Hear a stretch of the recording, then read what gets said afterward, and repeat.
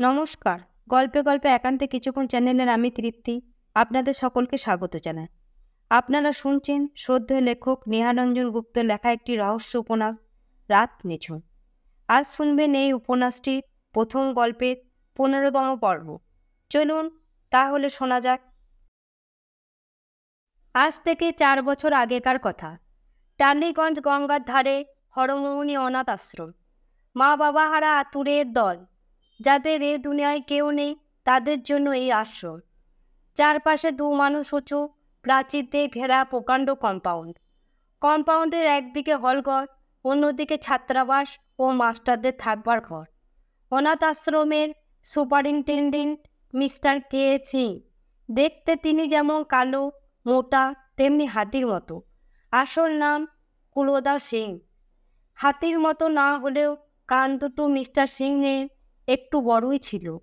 দিদিমা আদর করে নাম দিয়েছিল কুলদা। শোনা যায় ছেলেবেলায় খেলার সাথীরা কুলদা নামের একটা চমৎকার ভাবাত্ম বের করে একটি কবিতাও বানিয়েছিল। কুলোর মতো দুটো যার গান, কুলদা তাহার নাম। মিস্টার সিংহ ছিলেন যেমন বদরাগী, তেমনি সন্দেহ বাতিকগ্রস্ত। কাউকেই তিনি ভালো চোখে দেখতে পারতেন না। সামান্য একটু দোষ ত্রুটি হলে আর রক্ষা ছিল না। শাস্তির বহরটিও ছিল তার বিচিত্র। আশ্রমের এক কোণে অন্ধকার ঘর বলে এক কুঠুরি ছিল। সেই কুঠুরির একটি মাত্র দরজা আর ছোট ছোট 2টি জানালা, তাও এক মানুষ সমান উঁচুতে। আশ্রমের ছেলেদের মধ্যে যদি কেউ কোনো দোষ করত, তবে তাকে 10 ঘা বেত মেরে সেই দিন রাতে না খেতে দিয়ে সেই অন্ধকার ঘরে বন্ধ করে রাখা হতো। অন্ধকার ঘর ছেলেদের কাছে ছিল একটা পরিপূর্ণ আতঙ্ক। মিস্টার সিংহ ছাড়া সেখানে থাকতেন আরও 3 জন মাস্টার, 2 জন চাকর, 1 জন দারোয়ান ও 1 জন ঠাকুর। ছাত্রদের সংখ্যা মোটমাট 30 থেকে 35। তার মধ্যে 5-6 থেকে 15-16 বছরের পর্যন্ত ছেলে ছিল। এ আশ্রমের নিয়ম ছিল ম্যাট্রিক পর্যন্ত পাস করিয়ে দিয়ে ছেলেদের একটা ব্যবস্থা করে দেওয়া। সুধীর এই আশ্রমেরই একজন ছেলে। সুধীর এখন বেশ বড় হয়ে গিয়েছে, 11 বছর বয়স তার। কিন্তু এখানে এসেছিল খুব ছোট যখন সে, মাত্র 6 বছরের বালক। মা তাকে এখানে রেখে গিয়েছিল একদিন ঘুমের মধ্যে। ঘুম ভেঙে দেখে এই আশ্রমে ও রয়েছে। ঘুম ভাঙার পর কেঁদেছে, তারপর আরও কত কেঁদেছে, কিন্তু মা আর আসেনি। মাকে আর ও দেখতে পায়নি। সুধীরের গরমটা ছিপছিপে, গায়ের রং কালো, বাঁশির মতো টিকালো নাক, স্বপ্নময় 2টি চোখ, দোহারা চেহারা। তাহলে কি হবে? সুধীরের মতো দুরন্ত ছেলে সমস্ত আশ্রমের মধ্যে আর নেই। দৌড়ঝাঁপ, সাঁতার, দুষ্টুমিতে সব বিষয়ে ও সকলকে ডিঙিয়ে চলে। এমনকি লেখাপড়াতেও কেউ ওর সঙ্গে পেরে ওঠে না। অন্যান্য ছেলেরা ওকে ভয়ও যেমন করে, ভালোও ঠিক বাসে তেমনি। সুধীরের সবচাইতে গোড়া ভক্ত ভিকু। ভিকু সুধীরের চাইতে বছরখানেকের হয়তো ছোট হবে। ভিকু কিন্তু সুধীরের ঠিক বিপরীত। চেহারার দিক দিয়ে গাট্টা গোট্টা বলিষ্ঠ চেহারা, খুব ফর্সা গায়ের রং, কুতকুতে চোখ দুটি মেলে ফিকফিক করে হাসে, এক পাটি মুক্তার মতো দাঁত ঝকঝক করে। ছায়ার মতোই ভিকু সুধীরের পেছন পেছন ঘোরে। ভিকু যখন বছর 4 বয়স, তখন ওকে কুম্ভ মেলায় এই আশ্রমের এক মাস্টার কুড়িয়ে পান। ওর পরিচয় জিজ্ঞাসা করা হলে ও শুধু কাঁদতে কাঁদতে বলেছিল ওর নাম ভিকু। ও আর কিছুই বলতে পারেনি। মাস্টার এখানে এনে ওকে ভর্তি করে দিল। সেই থেকে ও এখানেই আছে। গ্রীষ্মের বেলা দ্বিপ্রহর, চারিদিকে রোদ ঝাঁঝা করছে। সিংহের কড়া হুকুম, যে যার ঘরে বসে পড়াশোনা করবে। আশ্রমের 2 জন চাকরের মধ্যে শিবু সিংহের অত্যন্ত প্রিয় পাত্র। লোকটা যাতে উড়িয়া, একটা চোখ কানা, মাথায় তেল চপচপে লম্বা টেরি। সিংহের সে ছিল গুপ্তচর। আশ্রমে যেখানে যা ঘটে সব গিয়ে সিংহের কাছে রাত্রে শোবার আগে বলে আসত। সুধীর ওকে 2 চোখে দেখতে পারত না। বলতো, আমার বন্দুক থাকলে ওকে গুলি করে মারতাম, বেটা কানা শয়তান।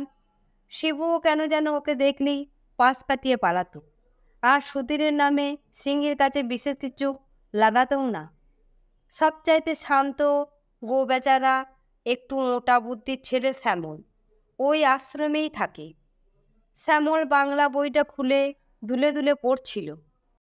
আমরা ঘুচাবো মাতর কালিমা, মানুষ আমরা নহি তো মেষ। ও পাশে বসে কানু আশ্রমে আর একটি ছেলে রবারে গুলতি তৈরি করছিল। গম্ভীর গলায় বলে উঠল, মেষ নস, তুই একটা আস্ত গাধা।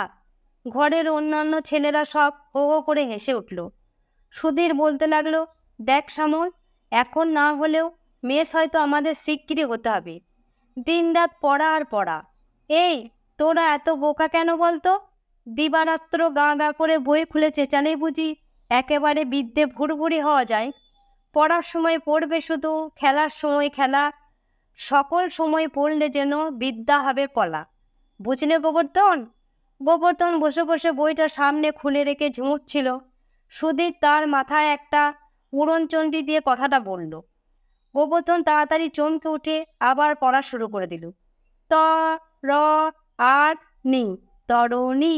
তরণী মানে নৌকা, যে নৌকায় চড়ে আমরা বর্ষাকালে যাতায়াত করি। ত র আর নি, তরণী। সুধীর ওর সাথে কণ্ঠ মিলালো। তরণী মানে নৌকা, যে নৌকায় চড়ে তুমি গোবর্ধন ঘোড়া আর গাধার মতো কাঞ্জার সেই সিংহী ভব নদীর পাড়ে যাবে। ঘরের মধ্যে আবার একটা হাসির ঢেউ জাগলো। গোবর্ধন কিন্তু ততক্ষণে আবার ঢুলতে শুরু করেছে চোখ বুজে। অদ্ভুত ক্ষমতা ওর, এমনি করে বসে বসে ঘুমোবার। সেই জন্যই তো সুধীর ওর নামের পদবি বদল করে নতুন পদবি দিয়েছে গোবর্ধন ঘোড়া।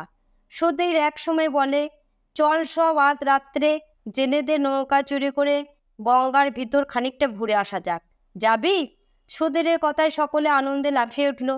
গঙ্গার বুকে নৌকা ভাসে ঘুরে বেড়াতে সুধীরের বড় ভালো লাগে। যতীন বললে, কিন্তু আশ্রম থেকে বের হবে কি করে? রাত্রে গেট বন্ধ করে দারোয়ান শুয়ে পড়ে। তুই যেমনি মোটা তেমনি তোর বুদ্ধিটাও দিন দিন মোটাই হয়ে যাচ্ছে। এত করে বলি রোজ রাত্রে অতগুলো রুটি গিলিস না, তা শুনবি না তো আমার কথা। খা, কত খাবি খা, এরপর নামটাও দেখবি হয়তো মনে করতে পারছিস না। সুধীর বললে। তারপর যতীনের পিঠে একটা মৃদু চাপড় দিয়ে স্নেহ কোনো সুরে বললে, আচ্ছা, রাত্রে দেখবি কেমন চিচিং ফাঁক তৈরি করে রেখেছি। আশ্রমে থাকবার ব্যবস্থাটা ওদের ভালোই। ইংরাজি ই অক্ষরের মতো বাড়িটা, মাঝখানে প্রশস্ত আঙ্গিনা, তার ওদিকে সুপারিনটেনডেন্ট সিংহির কোয়ার্টার, তার পিছনে রান্নাঘর, খাবার ঘর ও চাকরদের মহল। বাড়িটার পূর্ব দিকে গঙ্গা, ছোট ছোট সব পার্টিশন দেওয়া ঘর। এক একটি ঘরে দুজন করে ছেলে থাকে। সুধীরের ঘরে থাকে সুধীর ও ভিখু।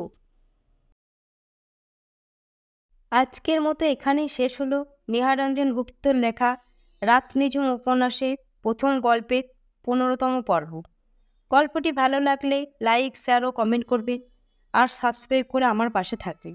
আপনাদের সকলকে ধন্যবাদ।